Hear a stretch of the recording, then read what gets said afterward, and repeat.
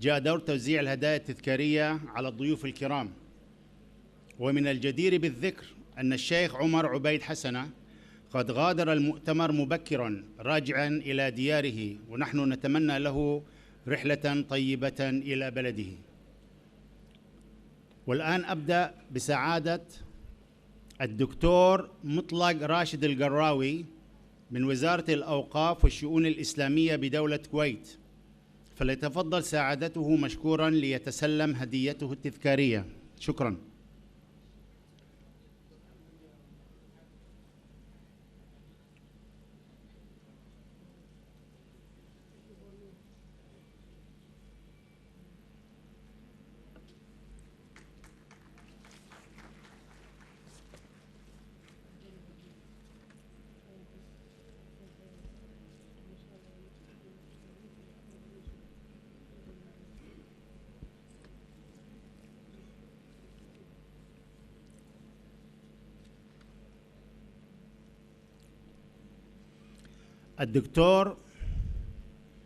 الدكتور فهد المساعيد من الجامعة الإسلامية في المدينة المنورة المملكة العربية السعودية، فليتفضل سعادته مشكورا ليتسلم هديته التذكارية. وشكرا.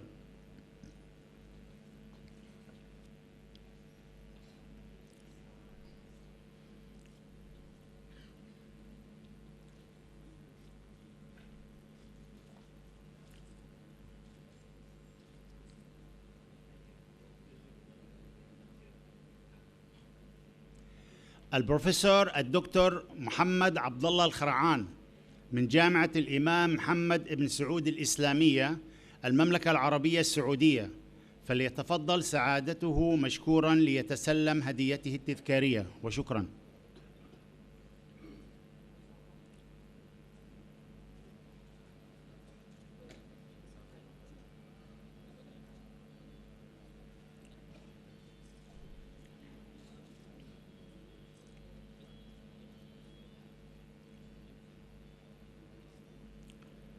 البروفيسور الدكتور الريح حمد النيل أحمد من جامعة أم القرى المملكة العربية السعودية، فليتفضل سعادته مشكورا ليتسلم هديته التذكارية.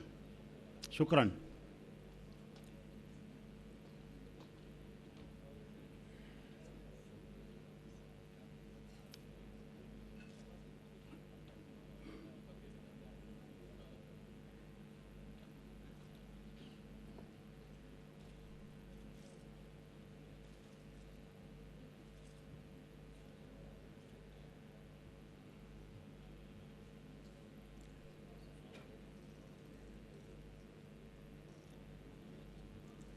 البروفيسور الدكتور محمد أحمد مسلم الخلايلي من دائرة الإفتاء العامة المملكة الأردنية الهاشمية، فليتفضل سعادته مشكورا ليتسلم هديته التذكارية. شكرا.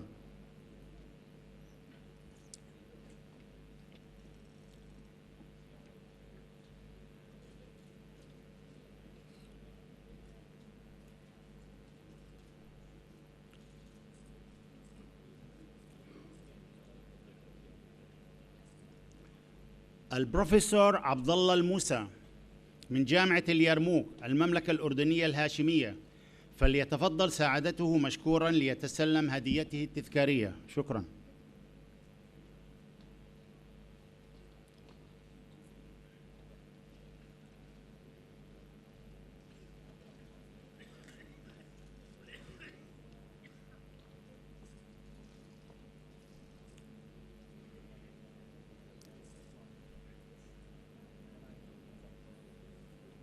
أهلا وسهلا. البروفيسور الدكتور عبد الحميد إبراهيم المجالي من جامعة مؤتة المملكة الأردنية الهاشمية، فليتفضل سعادته مشكورا ليتسلم هديته التذكارية.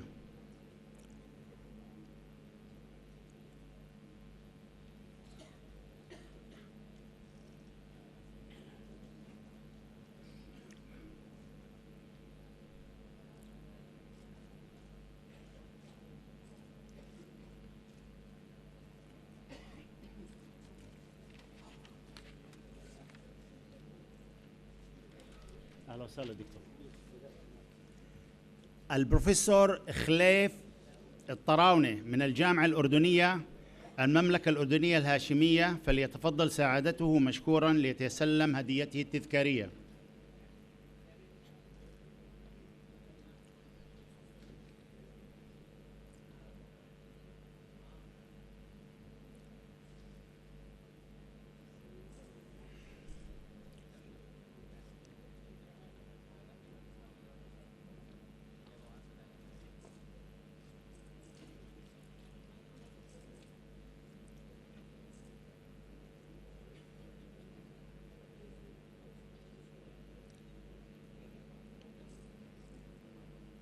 اهلا وسهلا بروفيسور، حياكم. البروفيسور الدكتور احمد فلاح العموش من جامعه الشارقه دوله الامارات العربيه المتحده، فليتفضل سعادته مشكورا ليتسلم هديته التذكاريه.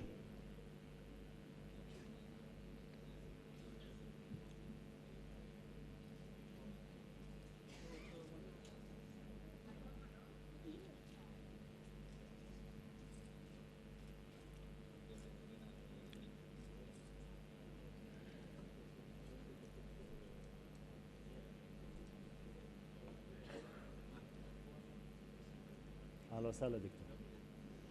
الدكتور فؤاد الغزيزر من جامعة سيدي محمد بن عبد الله دولة المغرب، فليتفضل سعادته مشكورا ليتسلم هديته التذكارية.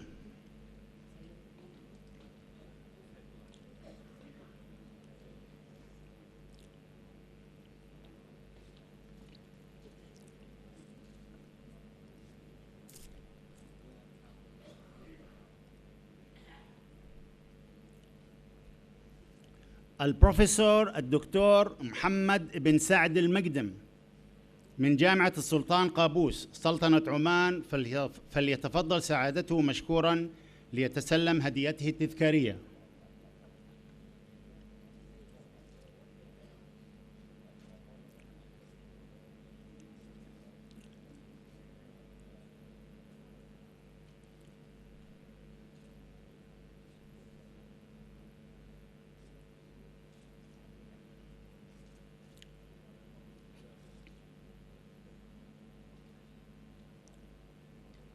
أهلا وسهلا. الدكتورة سكينة العابد من جامعة قسطنطينة الجزائر، فلتتفضل سعادتها مشكورة لتتسلم هديتها التذكارية.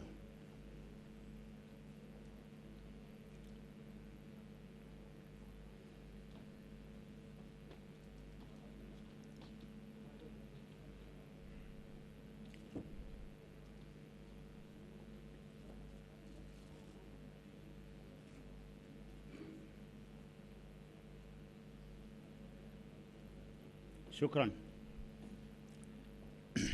البروفيسور الدكتور محمد حسان عوض من جامعة الأزهر جمهورية مصر العربية، فليتفضل سعادته مشكورا ليتسلم هديته التذكارية.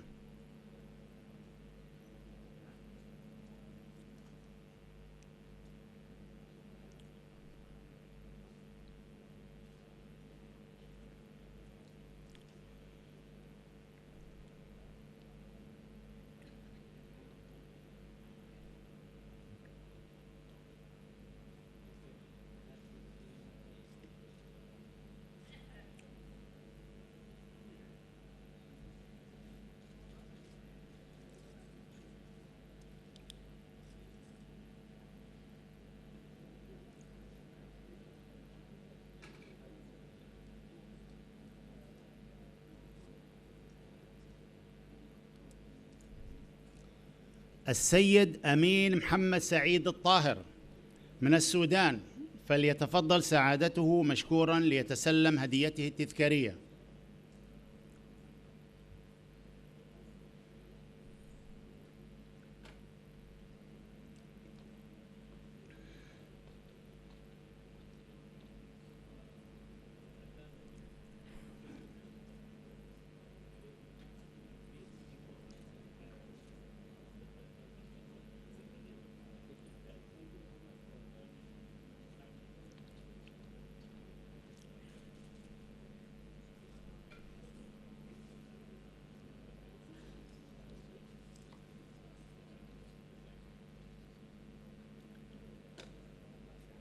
Thank you.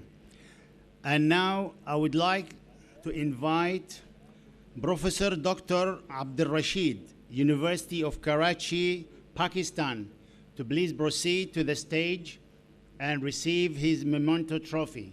Thank you.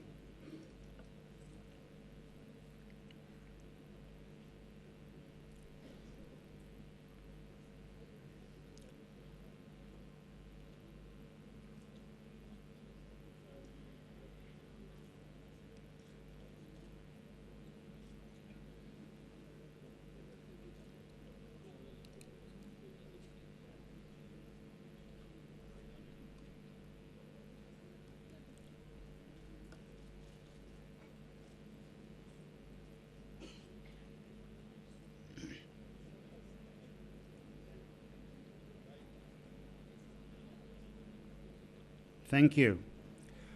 Professor Dr. Mizut Idris, International University of Sarajevo, Bosnia.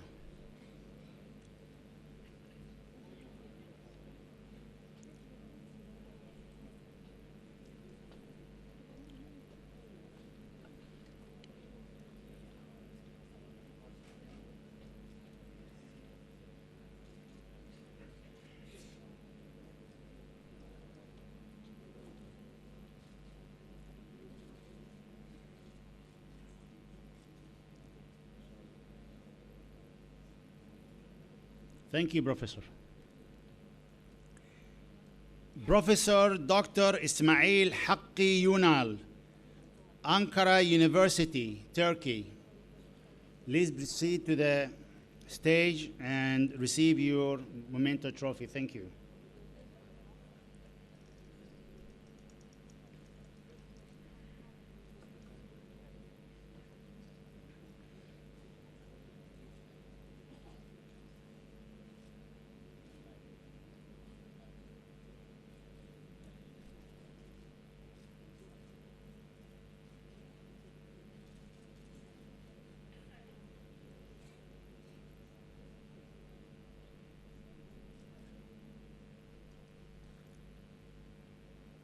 Thank you.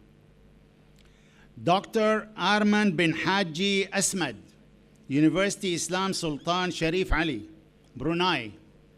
Please proceed to receive your memento trophy. Thank you.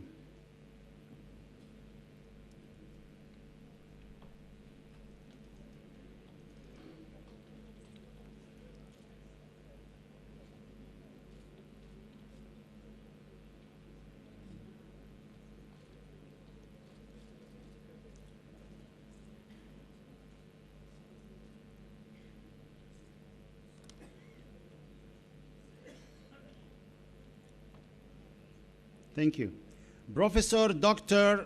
Munzir Hitami, Universitas Islam Negeri Sultan Sharif Qasim Ria, Indonesia.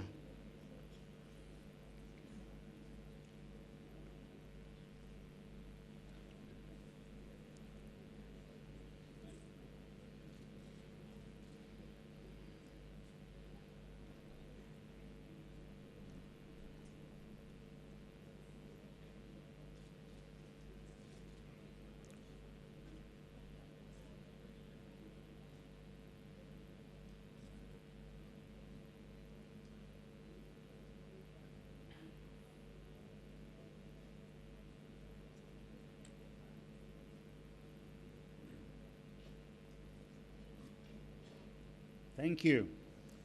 Professor Dr. Makoto Mizutani, Imam Muhammad bin Saud Islamic University in Tokyo, Japan. Thank you.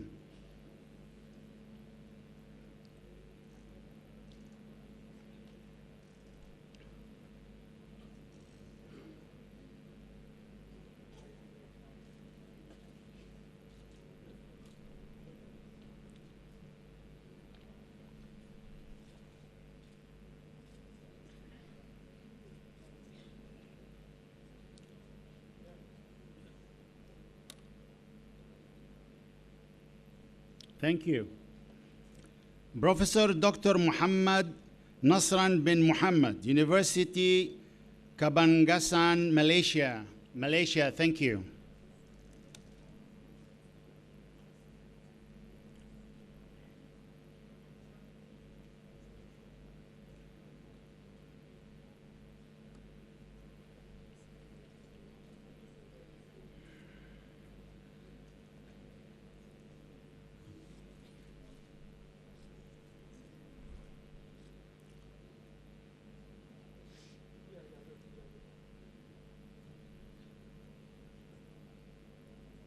Thank you. Professor Dr. Torla Hassan, International Islamic University, Malaysia. Please proceed to the stage to receive your memento trophy. Thank you.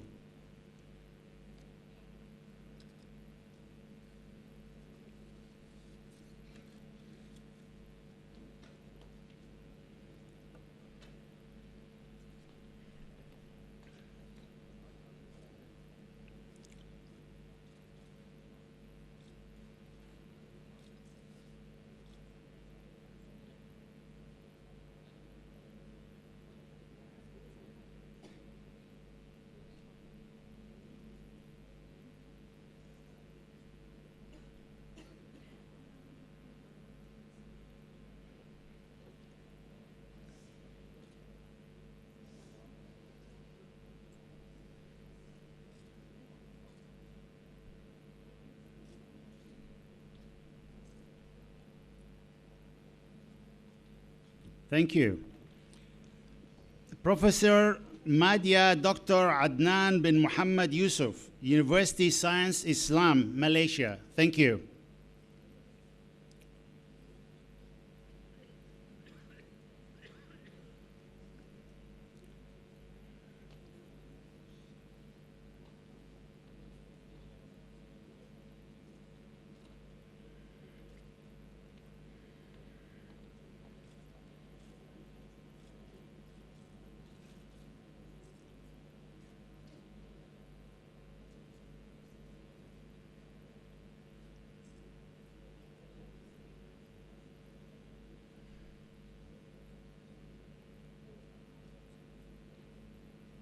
Thank you.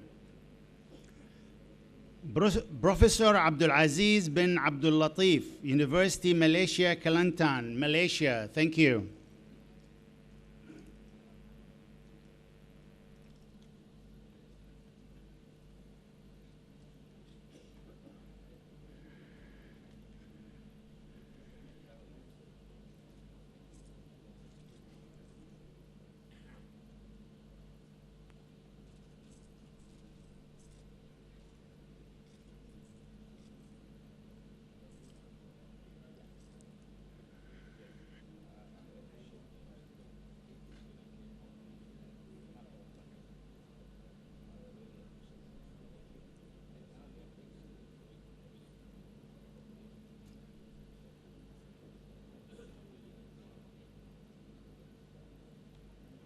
Thank you. Professor Dr. Wan Sulaiman Wan Yusuf, Insaniah University, Malaysia. Thank you. Please proceed to the stage to receive your memento trophy. Thank you very much.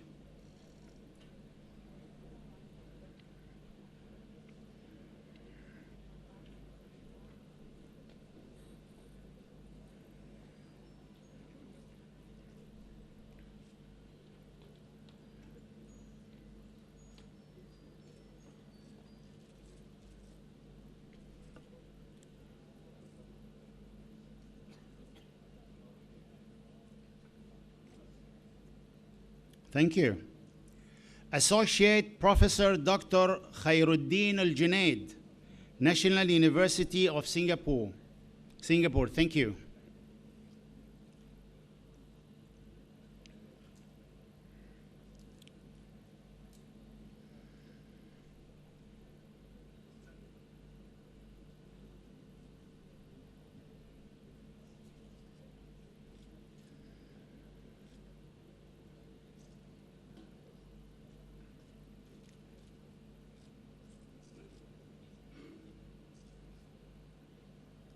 Thank you.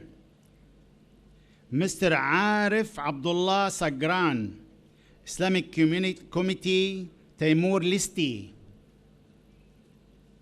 Please make your way to the stage to receive your memento trophy. Thank you.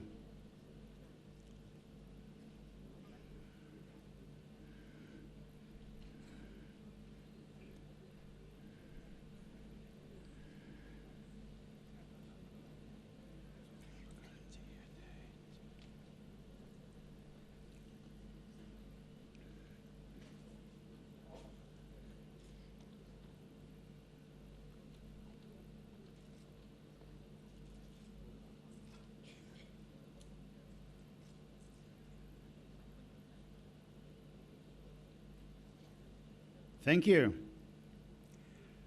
Professor Dr. Boubacar Diadate, Harvard University, USA.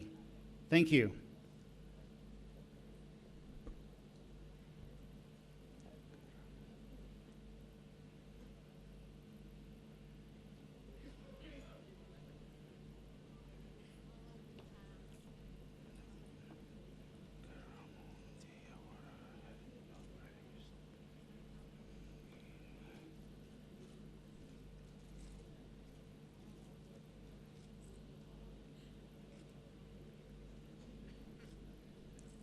Thank you.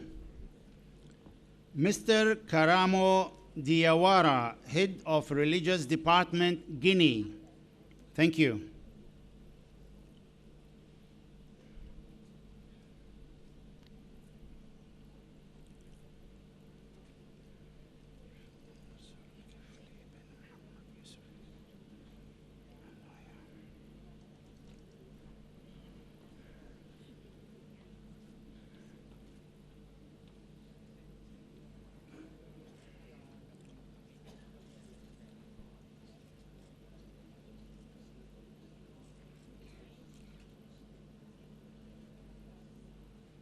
Thank you. Professor Dato Dr. Zulkifli bin Muhammad Yusuf, University of Malaya, Malaysia. Thank you.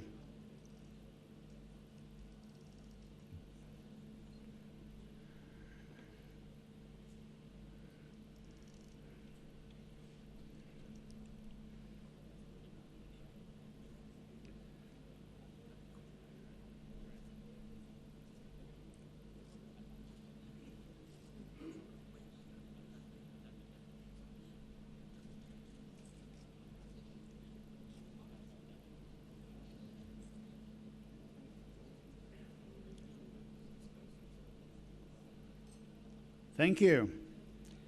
Dr. Adnan Ali Adiketa, Islamic University in Uganda. Thank you.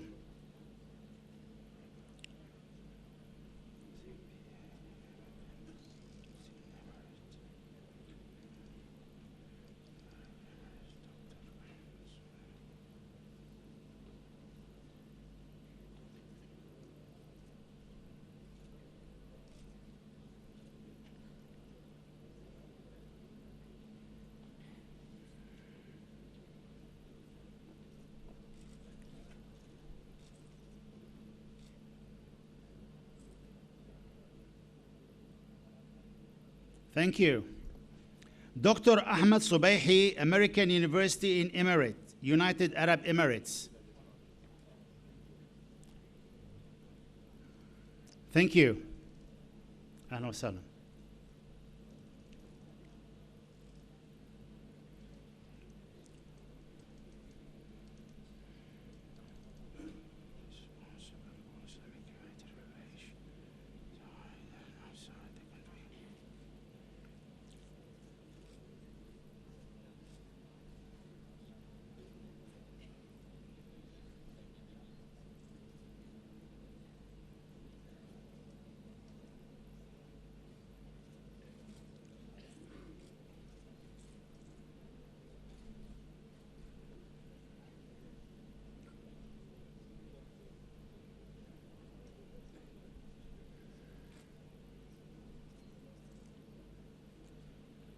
Thank you. Mr. Sos Muhammad, President of National Assembly responsible for Islamic community relations inside and outside the country, Cambodia. Cambodia, thank you. Please proceed to the main stage to receive your memento trophy.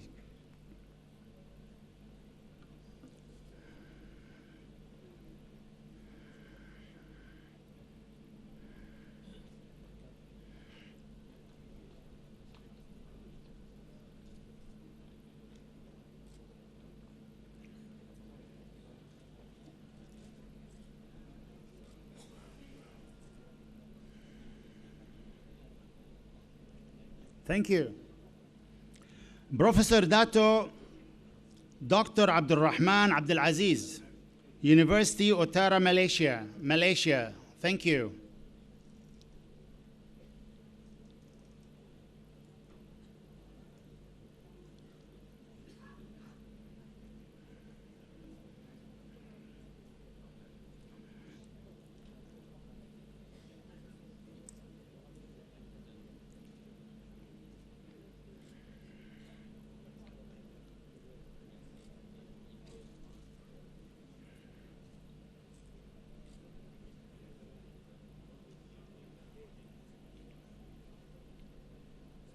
Thank you, Doctor. Assistant Professor Dr. Ismail Lutfi Chapakia, Fatani University, Thailand. Thank you.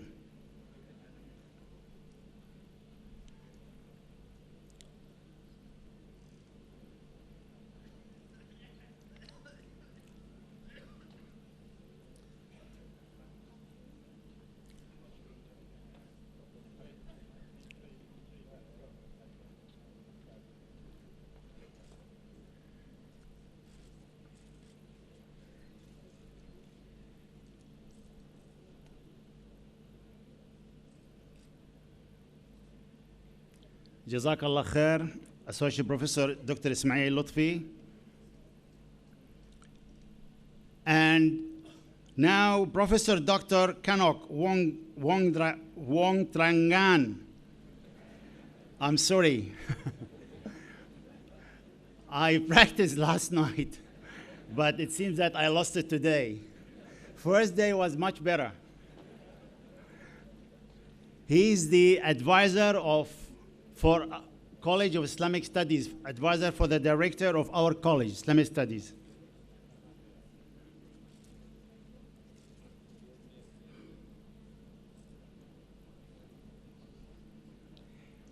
Thank you, Associate Professor Dr. Chusak Limsakul, for your kind presentation.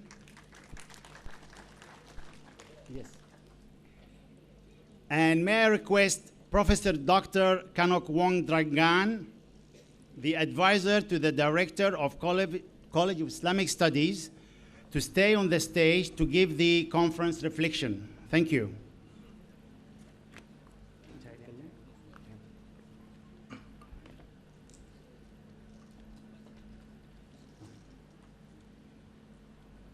أيها المؤتمر الكريم، صدى المؤتمر الآن في الفقرة التالية يحدثنا سعادة الأستاذ الدكتور كانوك وونترانغان، مستشار عميد كلية الدراسات الإسلامية بجامعة الأمير سونكلا، تحت عنوان انعكاس في القيم الإسلامية والمشكلات العالمية المعاصرة. فليتفضل مشكورا.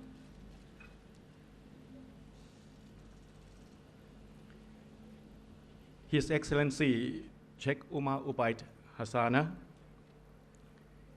His Excellency Tansi Professor Dr. Muhammad Kamal Hassan, Associate Professor Dr. Chusak Limsakul, President Prince of Songkhla University, Dr. Yusuf Talek, Dean of Islamic Studies College, Prince of Songkhla Universities, Excellencies, distinguished scholars, ladies and gentlemen, as a non-Muslim, when I read the Quran and academic writings of Islamic scholars, I found so many excellent concepts and principles on utility functions of a good life, social and ethical values, justice, righteousness, peace, and more importantly, beauty of Islam. I have to confess that I have been impressed by the Al-Fatiha, verse 6, quote, "Guide us to the straight path. Ihdina Sirat al-Mustaqim." This principle is further elaborated in the Al-Baqarah, verse 143, quote, "I have made you a middle way community. Wakasa liga ya'anakum ummatan wasaton."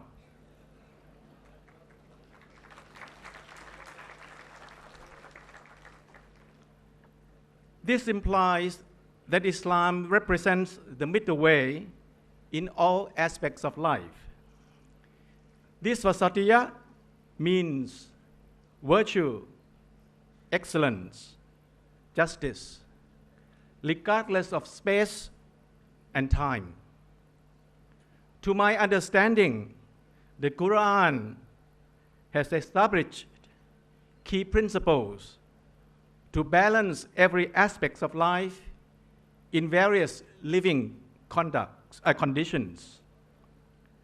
I see the relationship and interconnection between these two important principles, namely Sirat al-Mustaqim and al-Wasatiyah. In other words, we use Wasatiyah as an approach to the straight path. On the one hand, Allah established inviolable rights of individuals, namely life or blood, honor, property, home, and belief. These inviolable rights apply not only between Muslim and Muslim, but also between Muslim and non-Muslims. On the other hand, these basic rights imply that Muslim and non-Muslim are not by nature an enemy to each other, and they could live in peaceful coexistence. Thus, we should not use any social or historical excuses to push us away from the Wasatiyah as the principles of living conducts on the straight path towards Allah. These inviolable rights serve as a binding principle between individuals and their community. In other words, Allah gives individual rights which everyone, Muslim and non-Muslim, has to respect. And Allah also gives duties and individual responsibilities to establish stability, security, justice, peace, and harmony of human society. May I recall two important Islamic conferences. First, the conference in Amman, Jordan, in 2005, which endorsed an important message called the Amman Message. The second conference in Makkah, Saudi Arabia, in 2015, which adopted the Makkah Proclamation. The two vital conferences surely indicate serious concern on contemporary conflicts, violence, injustice, racism, extremism, and terrorism in this global community. We cannot deny that extremism and terrorism are our global problems. The Amman Message calls for fairness, moderation, mutual forgiveness, compassion, and engagement of dialogue with each other, particularly among Muslims. The message calls for quote, casting aside disagreement between Muslims and unify their words and stands, reaffirming their mutual respect for each other, fortifying mutual affinity among their people and states, strengthening the tie of brotherhoods which unite them in the mutual love of Allah. And we call upon Muslims not to permit discord and outside interference between them, unquote. Since 2005, the development of peace and unity of the Muslim Ummah did not make much as progress as expected by the Amman message. As a result, 10 years later, in 2015, another important conference was called to invite world Islamic leaders and scholars to meet in Makkah to discuss engaging issues of the crisis, so-called Islam and counter-terrorism. At the opening of the conference, His Royal Highness Prince Khalid Al Faisal Al Saud praised the Muslim World League for, quote, its endeavor to refute suspicious and falsehoods leveled against Islam and its civilization and holy places, and in countering terrorism, extremism, and fanaticism, unquote. This communique indicates serious concerns of Muslim world over Islam and its perceived image of connection with terrorism.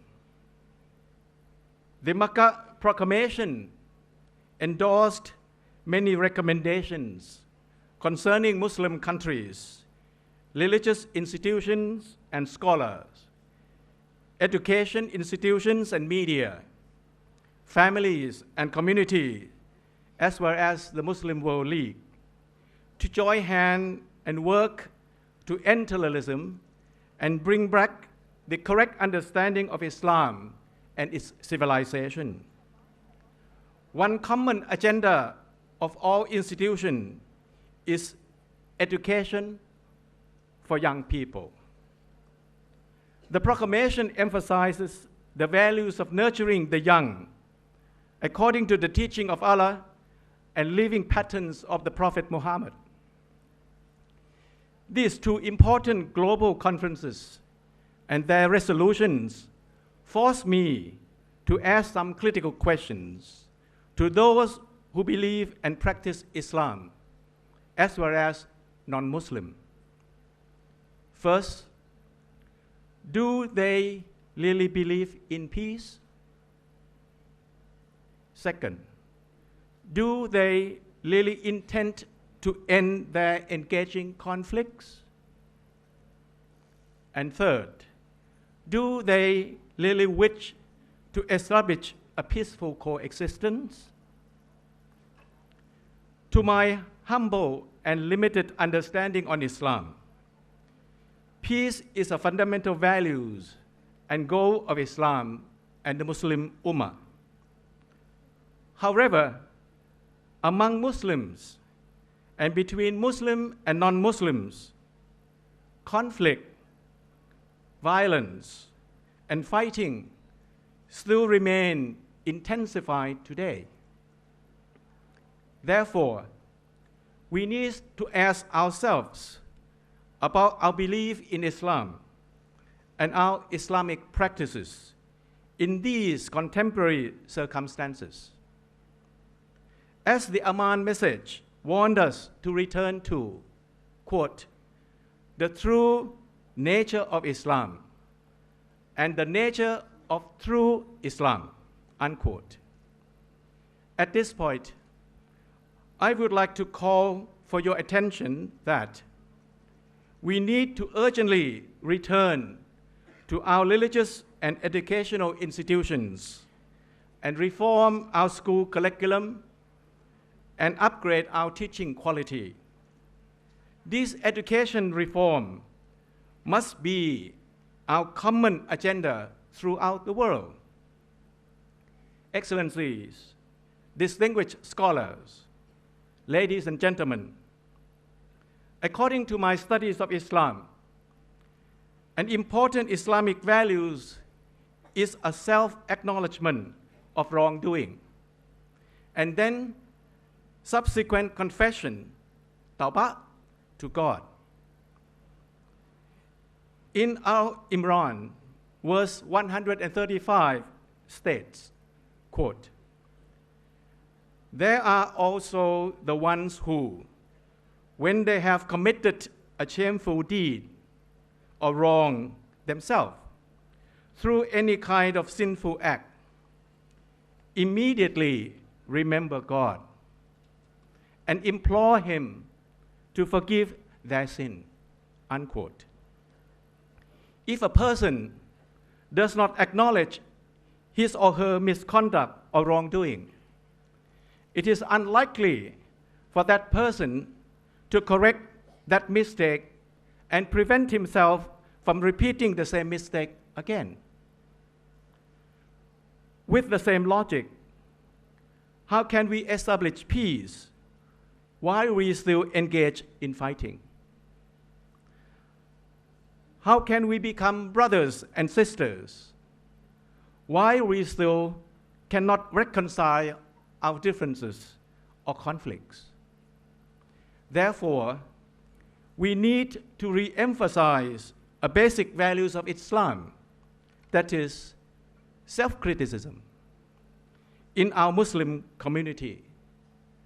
Self-criticism will help us to review our thinking and conducts, to determine whether it is in line with the teachings of Allah.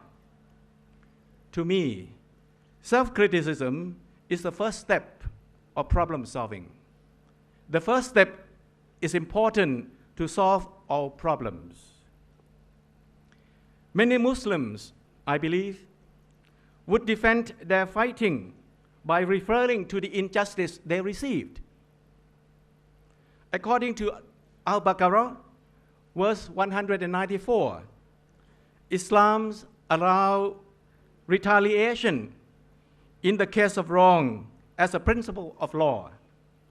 For justice requires that the inviolate values demand equal respect and retaliation. At the same time, the Quran advises us to forgive an evil done to ourselves. Al-Ma'idah, verse 45 states, quote, "As we prescribe for them in it concerning murder, a life for a life, and an eye for an eye, and a nose for a nose, and an ear for an ear, and a tooth for a tooth, and a like retaliation for all wounds, the exact retaliation of which to possible. But whoever remits the retaliation, it will be an act of expiation for him. Whoever does not judge by what God has sent down, those are indeed wrongdoers," unquote. In other words, retaliation is based on absolute justice and equalities of rights. However, in reality, such retaliation can easily exceed its limits, which could in turn generate an endless retaliation.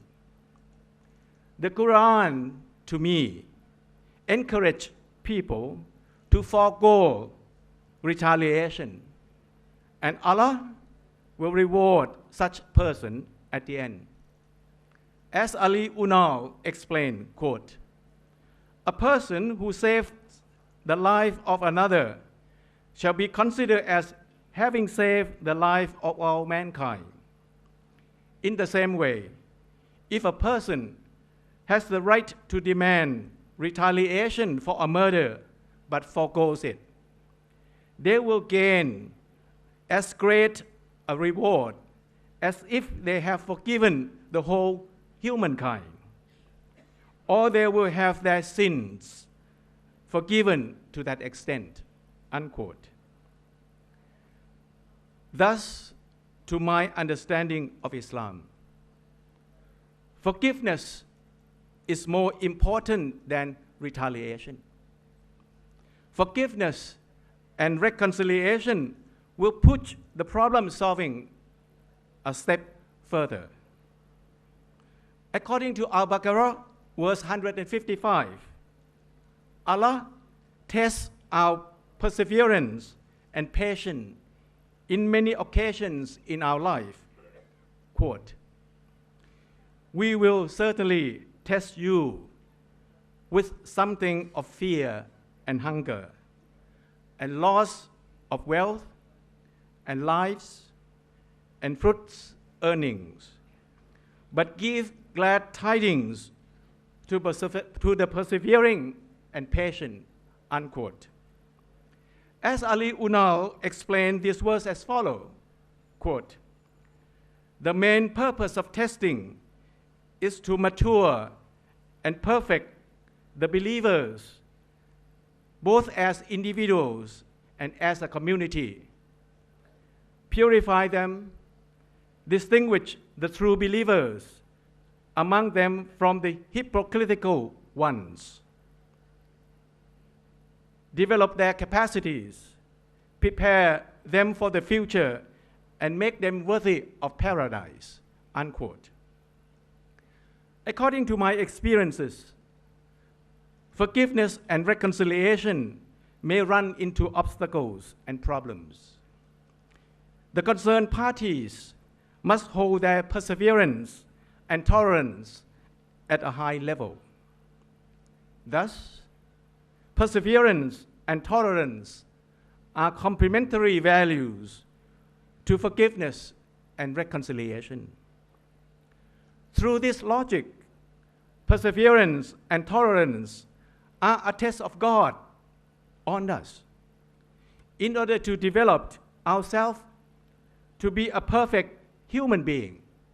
Quote, "Islam aims to develop human beings from being potentially human to being truly human, thus perfecting them. It develops the human character in the best way," unquote. This is the beauty of Islam that I appreciate, and that touches my heart. Forgiveness and reconciliation, as well as perseverance and tolerance, are preconditions of peace and harmony. Al-Imran, verse 103, command the words of Allah as follows, quote, "And hold fast altogether to the rope of God, and never be divided. Remember God's favor upon you. You were once enemy, and He reconciled your hearts, so that through His favor you become like brothers," unquote. And Al-Hujurat, verse 10, further explained this point, quote, "The believers are but brothers, so make peace between your brothers and keep from disobedience to God in reverence for Him and piety, particularly in your duties towards one another as brothers, so that you may be shown mercy," unquote. The Quran has called for unity and peace among Muslims throughout the book so many times. Allah gives us free will to learn how to live together in peace and harmony among the diversity of our global communities. As further explained this point in Al-Hujurat, verse 13, quote, "O humankind, surely we have created you from a single pair of males and female, made you into tribes and families, so that you may know one another, and so build mutuality and cooperative relationships, so that you may take pride in your differences of race or social rank and breed enmities," unquote. To my understandings, these words indicates positive and constructive aspects of diversity among human beings. This diverse community will help us to pursue the straight path.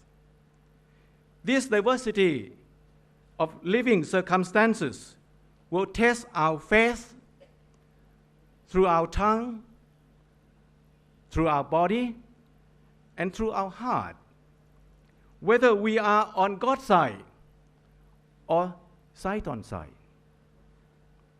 On the other side, this verse also ensures an equality of human beings, regardless of their race or colors of their skins. A hadith by Ibn Hanbal confirms that no Arab is superior to non-Arab, and no white person is superior to a black person. This means that superiority is not by birth or by color, but by righteousness and devotion to God.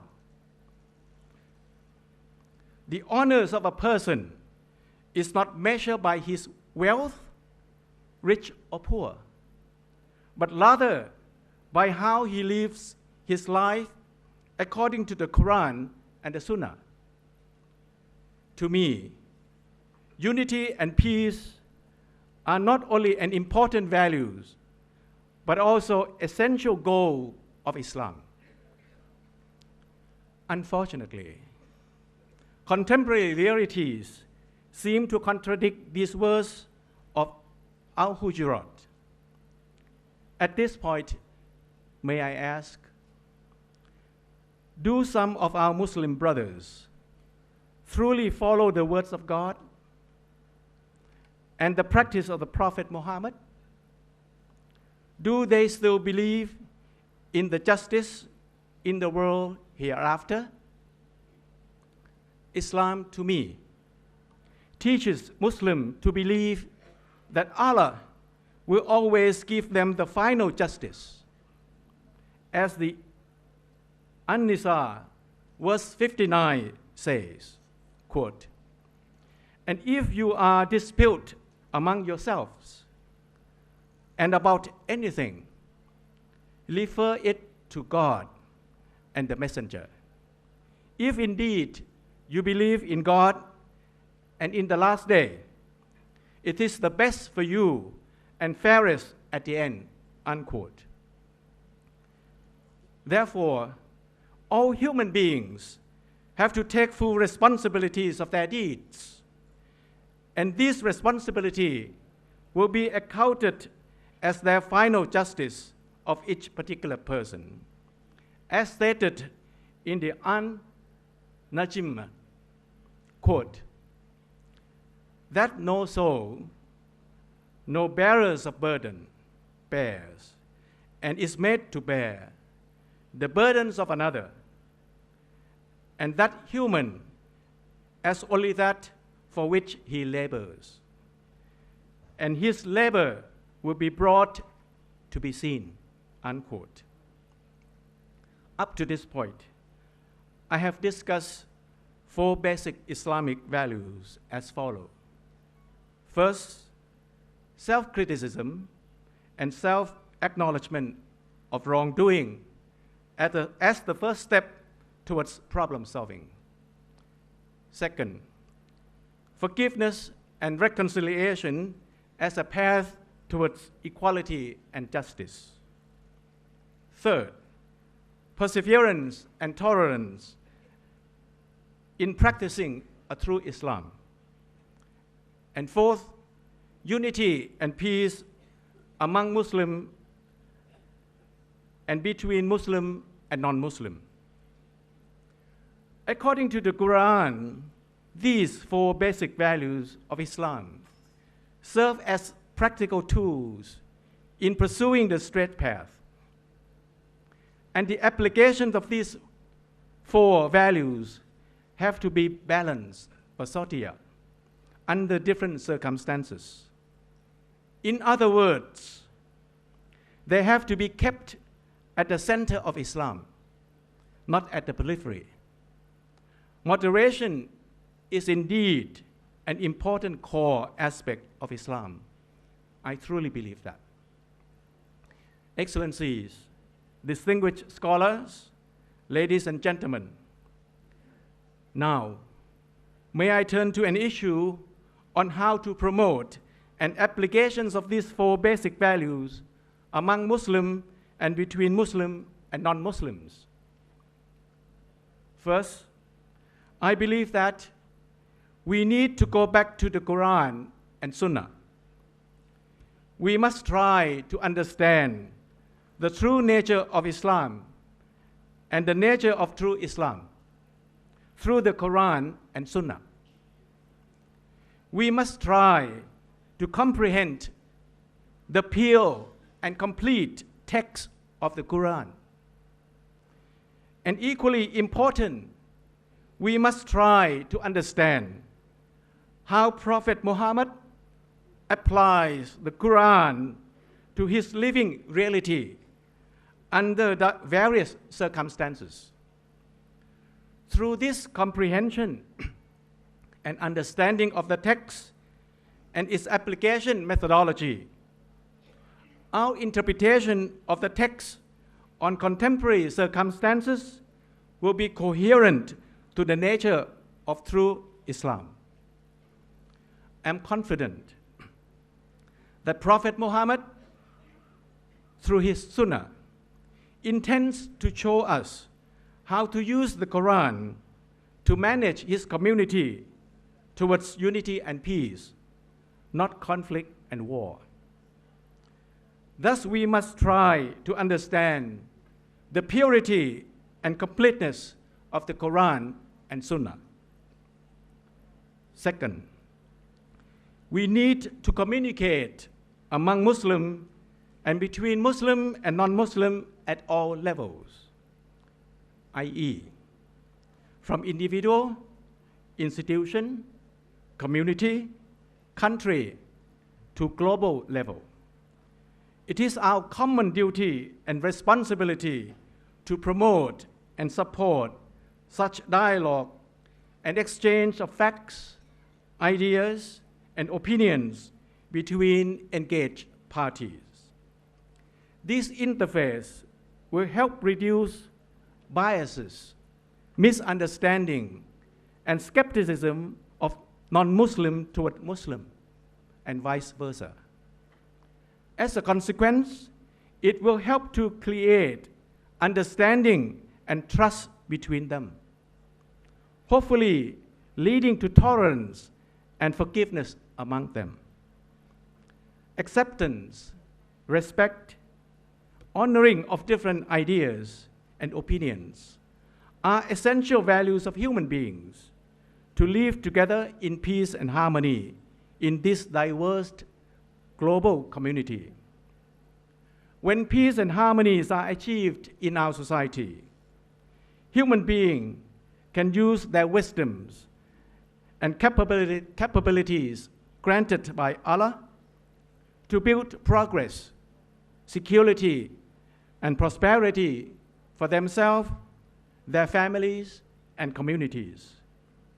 Eventually, human beings who hold different faith, belief, and culture will be able to coexist in peace and harmony. According to Muslim belief and faith, human beings, Muslim and non-Muslim, are all created by Allah.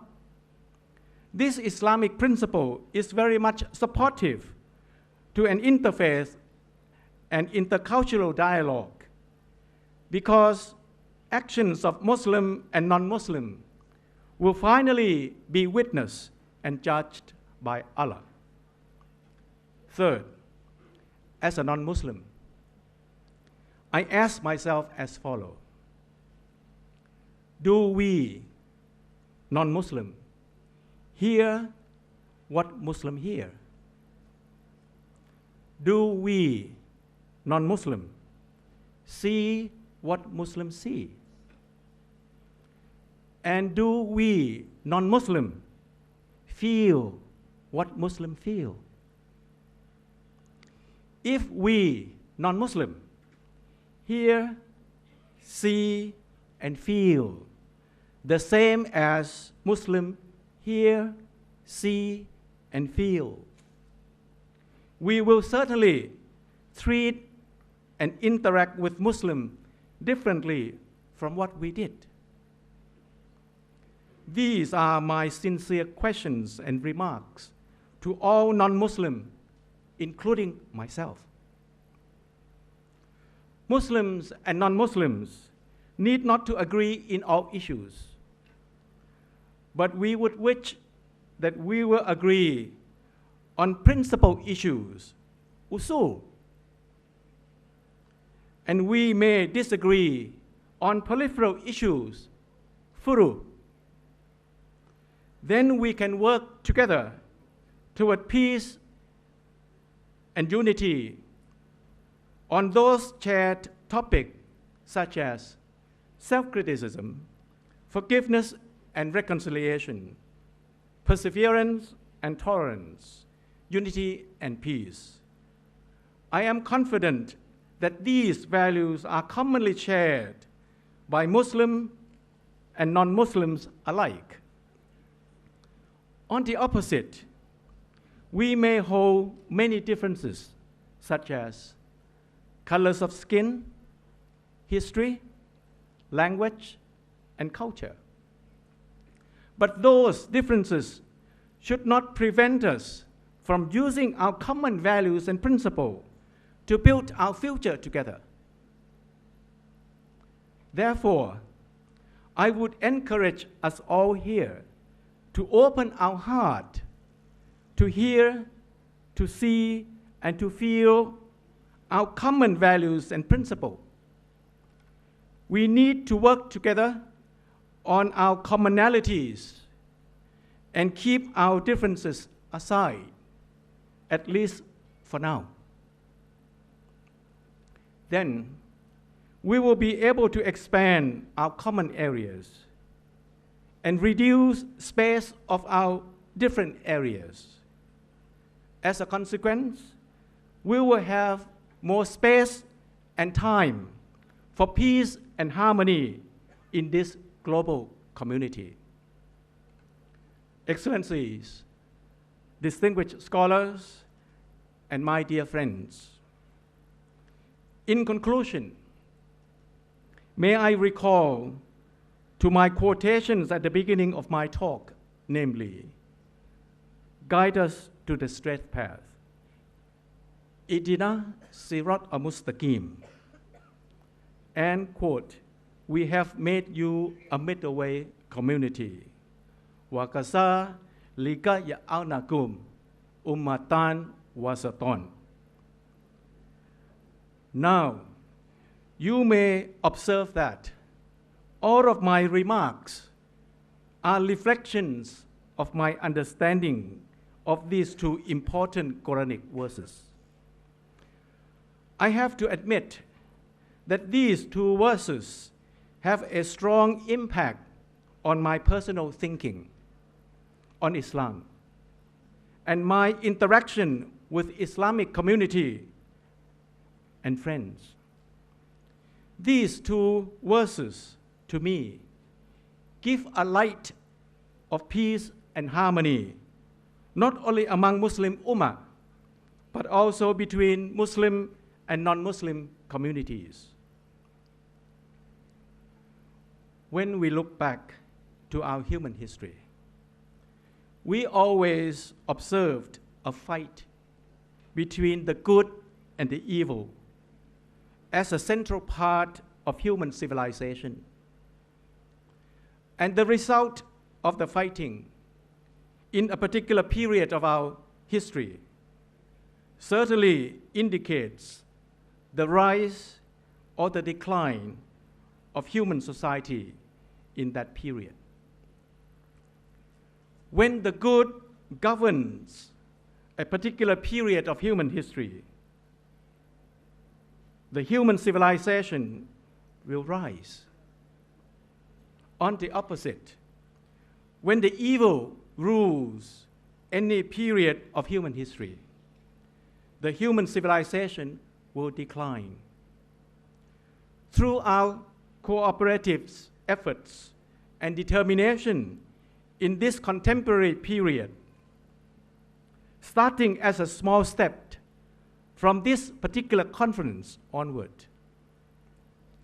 I'm confident that the good will prevail over the evil, and our destiny will eventually be judged by Allah.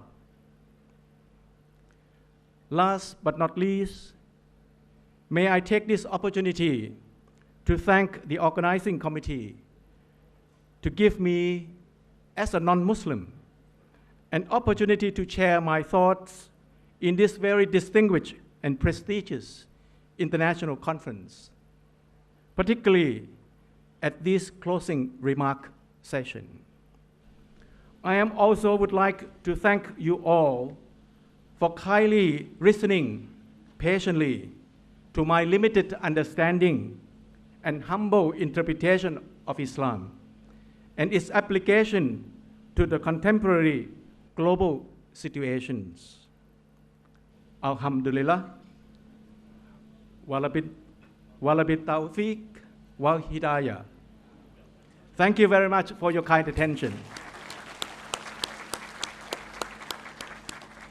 Thank you very much, Professor Dr. Kanok Wongdangan, for this conference reflection. And now I would like to request Dr. Yusuf Taleh, the Director of College of Islamic Studies, to proceed to the podium to deliver the closing report of this international conference. And at the same time, I would like to request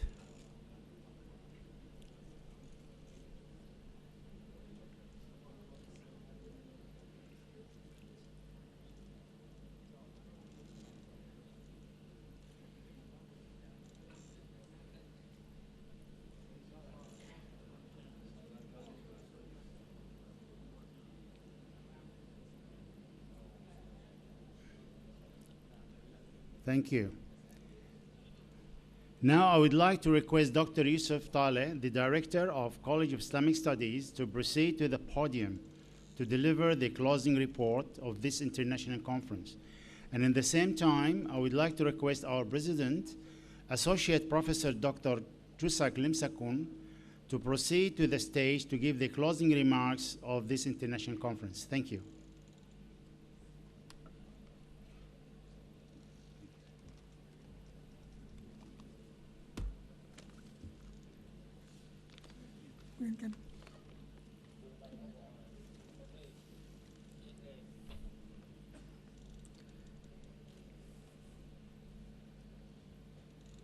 Bismillahirrahmanirrahim. Excellency President Prince of Songkhla University, Excellency Professor Dr. Kanok Wongdangan, Advisor and Honorary Chairman of Islamic Studies Coordinating Committee, Prince of Songkhla University College of Islamic Studies, Excellencies, distinguished guests, ladies and gentlemen. It gives me pleasure to stand in front of you today during this closing ceremony. of the Third International Islamic Study Conference. The conference was an unqualified success thanks to your value contribution and a job well done.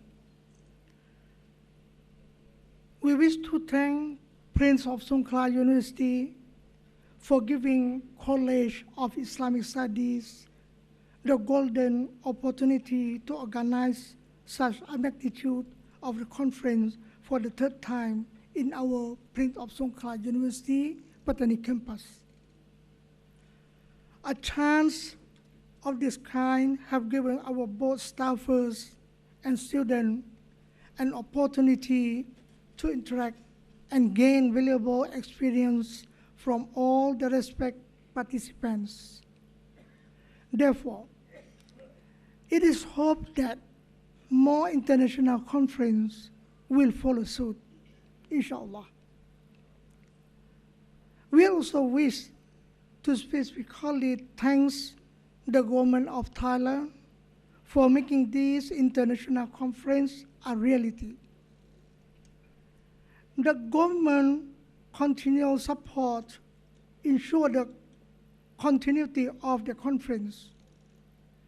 The benefits such an august gathering by not only impact positively Thai Muslim, especially, and citizens generally.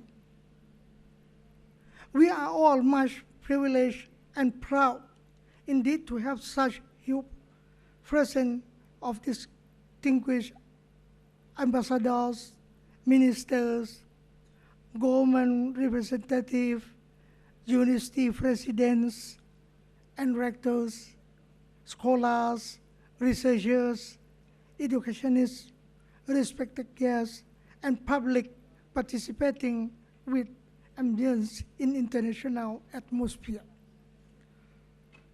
There were 70 papers presented by 31 countries, respectively, from the four corners of the globe. Foreign and local participants amounted of more than 600. The conference was crowned by a round table meeting and bilateral meeting with faculties and universities.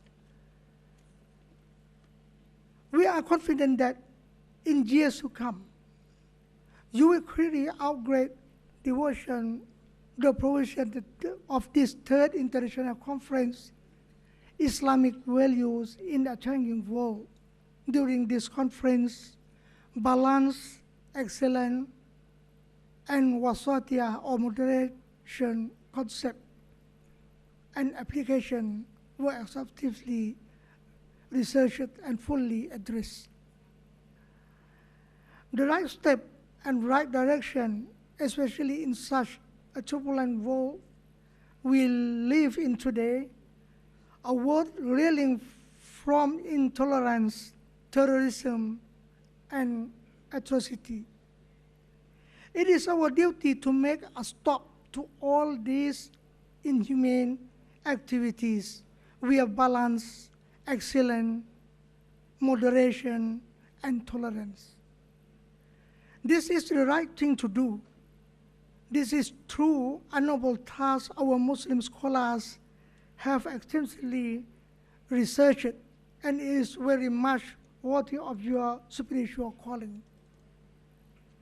Now, after a two-day conference activities in PSU, Pattani campus, we do invite our distinguished guests to another 2 days recreational trip to Ayutthaya, one of Thailand's fascinating tourist site and great historic Muslim community. Enjoy your stay in Thailand with exotic food in the land of smile. Wishing you a safe journey to your respective countries. We once again thanks you for being here at Prince of Songkhla University for the third International Islamic Study Conference. And hopefully we will see you all again in 2070, inshallah.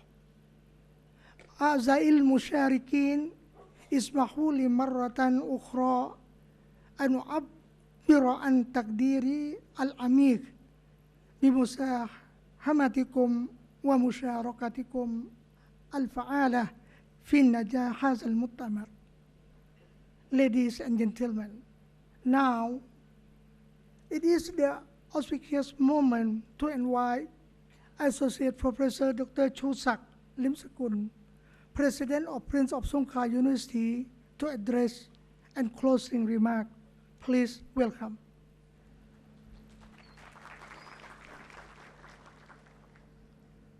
Your Excellency, Sheikh Umar Ubaid Asana, Honorable Professor Dr. Kanok Wongtrangan, Excellencies, distinguished guests, ladies and gentlemen,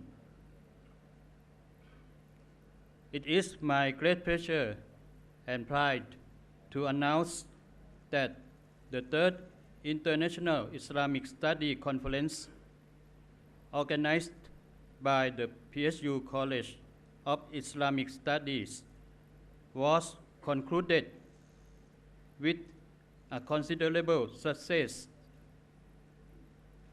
This achievement was made possible by the presence of such prominent scholars, thinkers, dignitaries, government representatives, and leaders who brought their valuable contribution by sharing constructive ideas and exchanging views on a variety of issues discussed. Congratulations to all. The significance of the conference is increased by the fact that it is the third one held in Pattani, a town well known for its rich history and famous Islamic scholars. It is therefore hoped that more conferences addressing current pressing issues will be organized in the near future in this blessed town. Ladies and gentlemen, the conference has emphasized the significance of cooperation in three core areas: education, research, and mutual understanding and cooperation. These can be parts of the efforts in reconstructing Islamic civilization and should be based on the vision of Wasatiyah, the justly balanced nature of Islam.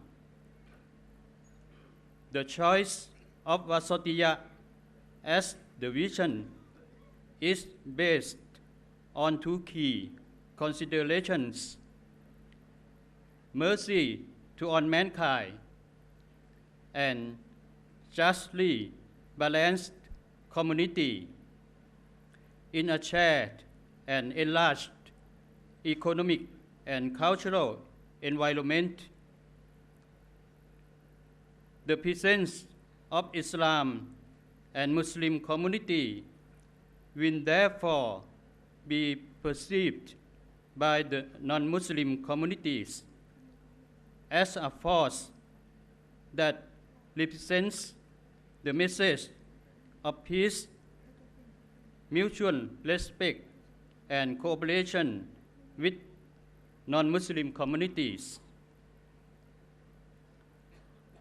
The objectives of cooperation in the above-mentioned areas are to promote and develop peaceful coexistence and to promote right understanding of Islam and its applications.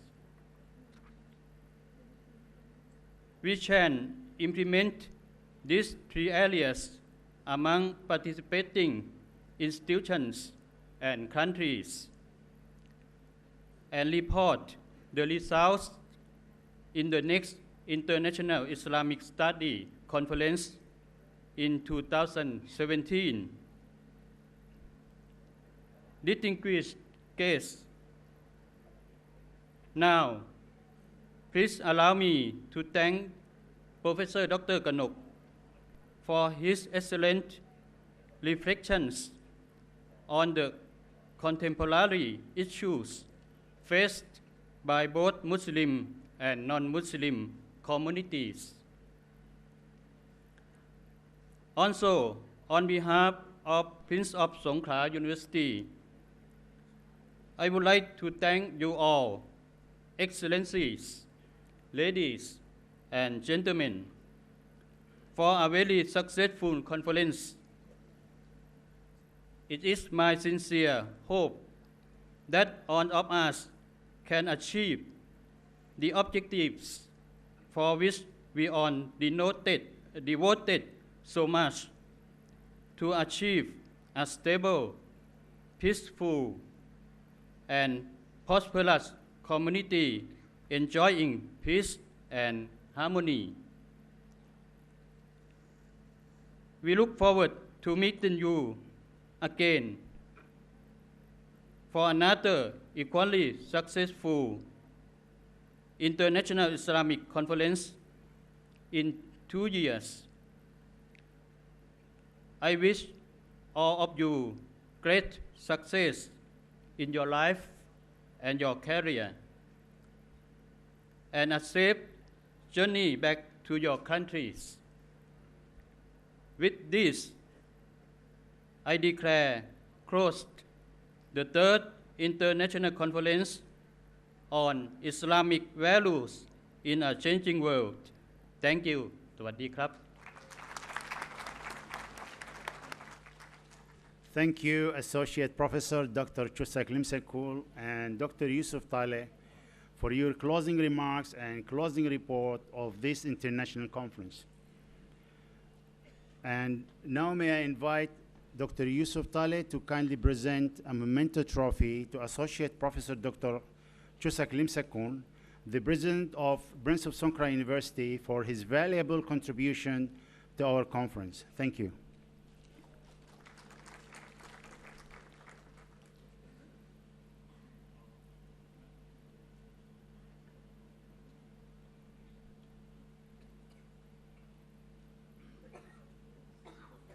Thank you very much,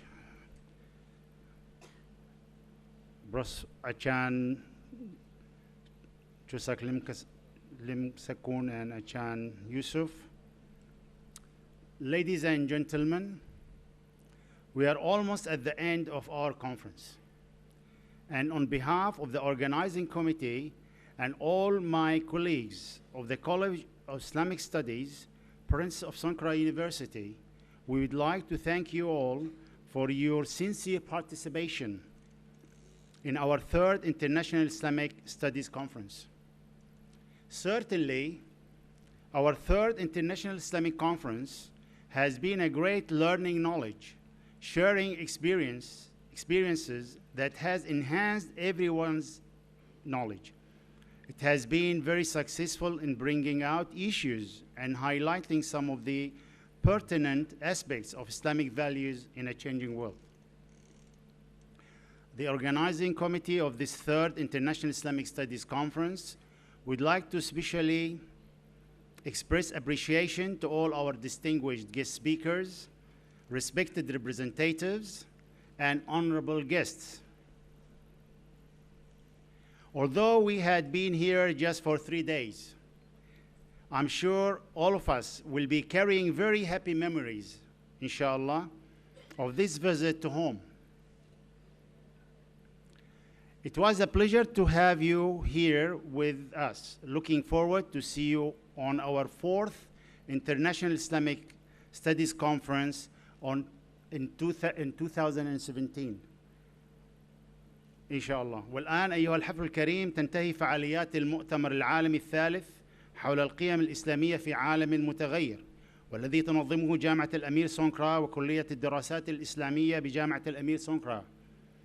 نشكر حضوركم ومشاركتكم الكريمة لنا، وإن شاء الله نلقاكم مجددا في مؤتمرنا الرابع للدراسات الإسلامية الذي سيعقد إن شاء الله في سنة 2017. وشكرا وجزاكم الله خيرا.